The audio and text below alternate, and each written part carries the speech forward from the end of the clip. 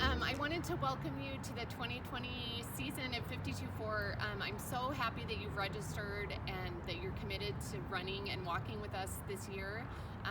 And just congratulations on starting your journey with 52.4 and in October completing your 52.4 miles of love. And you're starting with your first step this weekend with training. So congratulations. We're so happy to have you on the team. I wanted to just really encourage you guys as you begin your training to look at running and walking with spiritual eyes, not just the physical part of it, but to really look for what God is teaching you during this time, especially when you're out on your training runs and walks. Inevitably with these longer distances, you're going to be feeling some aches and pains, sore muscles, blisters, all the things that come with like endurance running and endurance distance. And I want you to really look for what God is teaching you in that. Running teaches us a lot of things. It teaches us how to endure pain. It teaches us not to give up when things are hard. It teaches us to endure suffering. It teaches us diligence, and it teaches us to do what we say we're going to do. And so we all have different struggles in life. We all have different backgrounds that we're coming from. And I just want you to encourage you guys to use this time to really grow and to seek the Lord in this, and use your time when you're out there on the trails to pray and to really draw close to God, and you will be amazed at what He does as you're going on this journey in your life. And so look for what He's teaching you. I wanted to share Romans 5:3-5 with you. That says, not only that, but we rejoice in our sufferings, knowing that suffering produces endurance, and endurance produces character, and character produces hope. And hope does not put us to shame, because God's love has been poured into our hearts through the Holy Spirit who has been given to us.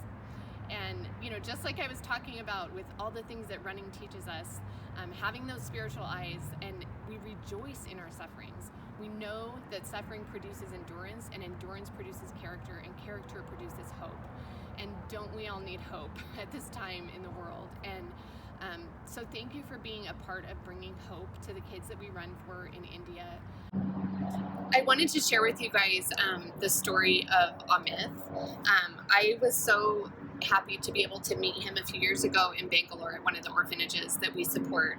And he had HIV/AIDS, and it had turned into the AIDS stage. So he was very sick, and then he contracted tuberculosis. And tuberculosis is very common in India, and a lot of times if the kids get tuberculosis, they don't recover from it.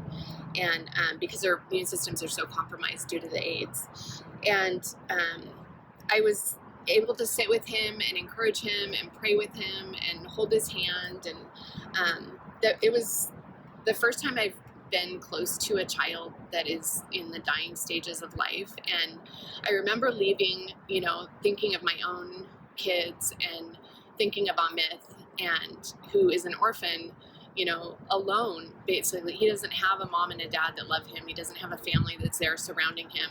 He does have a safe sanctuary and a place that he was able to die in peace, and he was loved.